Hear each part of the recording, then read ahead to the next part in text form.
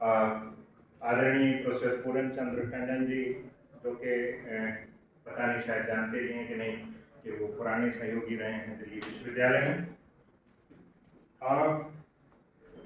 विशिष्ट अतिथि में डॉक्टर अमिता दुबे, जो प्रधान संपादक उत्तर प्रदेश हिंदी संस्थान लखनऊ से हैं, प्रोफेसर अवताश कुमार जो सदस्य हैं उत्तर प्रदेश शिक्षा आयोग के, प्रोफेसर राजेंद्र भट्ट जी जो हिंदी विभाग केंद्रीय विश्वविद्यालय मोतिहारी के हैं, और श्री योगेश जैन जी जो माननीय मंत्री हैं प्रबंध समिति के और बढ़ चढ़कर इन कार्यक्रमों में हिस्सा ले रहे हैं।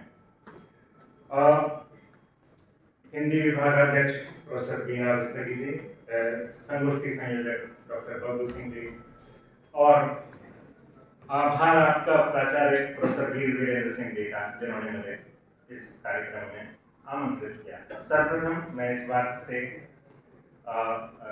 कतई इत्तेफाक नहीं रखता हूँ कि मैं अतिथि हूँ, मैं अतिथि नहीं हूँ अभी। आप मानो या न मानो, और ये कुछ समय के लिए मैं आप ही का पार्ट हूँ।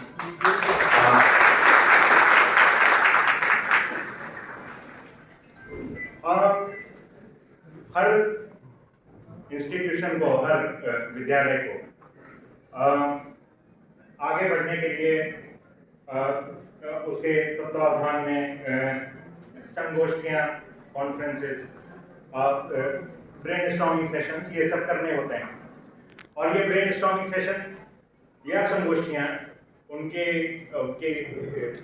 स्पिरिट में प्रतिभागी रहें, ऐसी कामना होती है।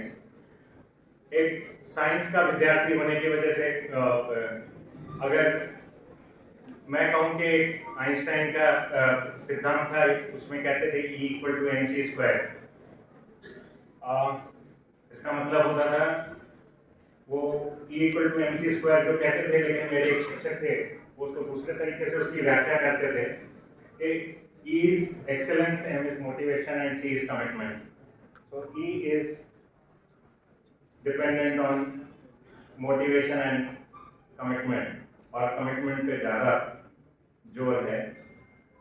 तो इसकी जो प्रमेय निकल कर आती है कि उत्कृष्टता और अभिन्नता कभी साथ नहीं रह सकते।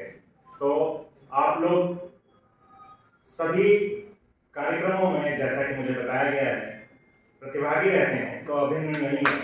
तो मेरा ये मानना है कि एक्सीलेंस, जो उत्कृष्टता है, वो बिल्कुल चरम सीमा पर रहेगी।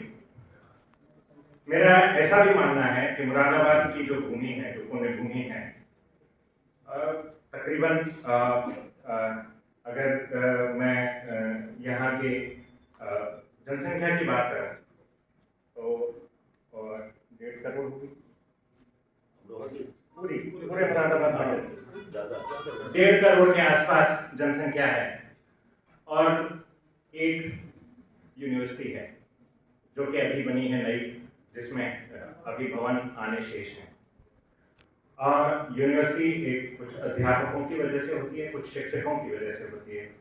तो जो शिक्षक हैं वो मेरा ये मानना है कि शिक्षक समर्थ हैं, और अगर समर्थ नहीं हैं तो वो सामर्थ अपनी सामर्थ ले लें, अपनी सामर्थ इंसान काम करते हैं। टीम का मतलब ही होता है टुगेदर एवरीवन अचीव्स मोर। तो आशा है ये बहुत ऊंचाइयों को छुएगा ये विद्यालय। ऑलरेडी अच्छा काम कर रहा है और प्रतिभागी रहेगा कि हमारा जो गुरु जम्बेश्वर विश्वविद्यालय है उसमें ये एक विशिष्ट स्थान अर्जित करे, ऐसी कामना है। निजी विश्वविद्यालय बहुत अच्छी उनमें शिक्षा है, बहुत अच्छे टीचर हैं और बहुत सारी सुविधाएं दे रहे हैं छात्रों को। ऐसे में कैसे आप उनसे मुकाबला कर पाएंगे? हाँ, जो निजी विश्वविद्यालय हैं, सारे विश्वविद्यालय अच्छी शिक्षा दें, ऐसी कामना है। और हम लोग कोई भी सुविधा देने में मुझे नहीं लगता कि राजकीय विद्यालय किसी भी बात से कम सक्षम, ऐसा मेरा मानना है। और सुख सुविधाओं के लिए आपको मैं केवल इतना बताऊं कि विश्वविद्यालय का मानक उसके शिक्षक और शिक्षार्थी होते हैं। अगर शिक्षक अच्छे हैं और शिक्षार्थी अच्छे हैं तो बाकी चीज़ें सब गौड़ होती हैं, प्राइमरी नहीं होती। नई शिक्षा नीति को किस नज़र से देखते हैं आप? नई शिक्षा नीति नई या पुरानी सब अच्छी होती हैं। शिक्षा नीति पे अगर नई शिक्षा नीति जिसमें कि सारी चीज़ें का समावेश है कि आप जब भी अगर आपको मल्टीपल एंट्री जिसे कहते हैं, मल्टीपल एग्जिट कहते हैं, तो उसमें और वो इस बात का द्योतक है कि वो आउटपुट बेस्ड ना होके आउटकम बेस्ड है। तो वो जो शिक्षा नीति है अगर हम उस पर अच्छे से चलेंगे तो भारत को शिक्षा का व्यवसायीकरण हो गया। पहले उसको सुन लीजिए ना। हाँ। तो अगर शिक्षा पे उस शिक्षा नीति पर चलेंगे तो भारत को प्रगतिशील राष्ट्र से एक ऐसी ऊंचाइयों पर ले जाएंगे जहाँ पे कि हम एक डेवलप्ड नेशन की कैटेगरी में आ जाएं। हाँ, अब शिक्षा का व्यवसायीकरण हो गया, तो इसे कहाँ तक ये हमारे देश के हित में है? देखिए, व्यवसाय आप किसी भी तरीके से उसको देख सकते हैं कि कुछ व्यवसायियों ने शिक्षा को बहुत ऊंचे से चलाया है। आप देखें, Birla institute of technology and sciences, Manipal institute हैं, इन सब की प्रतिभागिता रही है। तो इसको व्यवसायीकरण को उस दृष्टि से देखना चाहिए कि एक लॉन्ग रन में वही विद्यालय जीवित रह पाते हैं जिनके पास स्टूडेंट्स को अट्रैक्ट करने की क्षमता है। तो अगर व्यवसायीकरण हो भी रहा है और अगर कहीं कुछ गलत हुआ भी है तो वो विद्यालय जिनमें जो विजनलेस हैं वो रह ही नहीं पाएंगे, वो स्टूडेंट्स को अट्रैक्ट नहीं कर पाएंगे। आजकल जो स्टूडेंट्स हैं वो बहुत समर्थ हैं यह पता करने में कि कौन सा विद्यालय अच्छा है, कौन सा विद्यालय। एक लास्ट प्रश्न और, जम्बेश्वर विश्वविद्यालय जो है ये कब तक पूर्ण रूप से कार्य करेगा? जम्बेश्वर हाँ। विश्वविद्यालय पूर्ण रूप से कार्य कर रहा है। अभी आपको इसमें तो कोई बात ही नहीं। जिस दिन से एक्ट आ गया उस दिन से वो पूर्ण कार्य कर रहे हैं। धन्यवाद। ठीक सर। इसका शुद्ध रूप मेरठ जनपद के गांव में पाया जाता है। ये वासुदेव शरण अग्रवाल जी ने कहा है। एक तरह से मैंने पीपीटी में आपको कौरवी जो बोली है उसका ये जो क्षेत्र है वो दिखाया है। किस तरह से सहारनपुर, मुजफ्फरनगर, मेरठ, बुलंदशहर और ये शामली, बागपत, गाजियाबाद और पूरा जो हरियाणा है वो, और जो दिल्ली का जो क्षेत्र है वो इस कौरवी जो लोक भाषा है इसके अंतर्गत आता है। मैं लोकनाट्य शांति की अगर बात करूं तो दशरथ ओझा जिन्होंने हिंदी नाटक का उद्भव और विकास पुस्तक लिखी, उसमें उन्होंने लिखा है कि हिंदी नाटक परंपरा का मूल स्रोत यह जन नाटक ही है जो स्वांग आदि नाम से प्राचीन रूप में अब तक विद्यमान है। दशरथ ओझा जी जो वर्तमान के जो हमारे जो शिष्ट नाटक जिनको हम कहते हैं उसका प्रारंभिक रूप इस जन नाटक को ही, जिसको हम लोक नाटक भी कहते हैं, उसको मानते हैं। क्रम से इन जन नाटकों की एक शाखा ने विकसित होकर साहित्यिक रूप धारण कर लिया। इस चिरंतन प्रवाह में काल और देश के संयोग से संस्कृत आदि भाषाओं के स्रोत भी आ मिले और इस सम्मिलन से यह प्रभाव अधिकाधिक रम्य और गतिशील होता चला गया। सत्यगुप्त ने क्या कहा? खड़ी बोली लोक जीवन में स्वांग, जिसे सांग भी कहते हैं, सांग स्वांग का ही तद्भव रूप है, जनता को बहुत प्रिय है।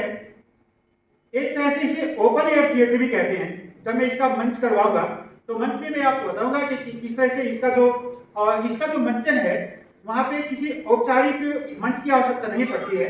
किसी भी चौराहे पर 4 तख्त डालकर या बैलगाड़ियां खड़ी करके उसका जो मंचन है, मंडली जो लोक मंडली है जो वो उसके ऊपर बैठ जाया करती थी गोल दायरे में, और जो बेड़े बंद है और जो लोक कलाकार हैं, लोक नाट्य कलाकार हैं, वो उसके चारों ओर घूम घूम कर उसका जो मंचन है वो किया करते थे, राग में वो गाया करते थे।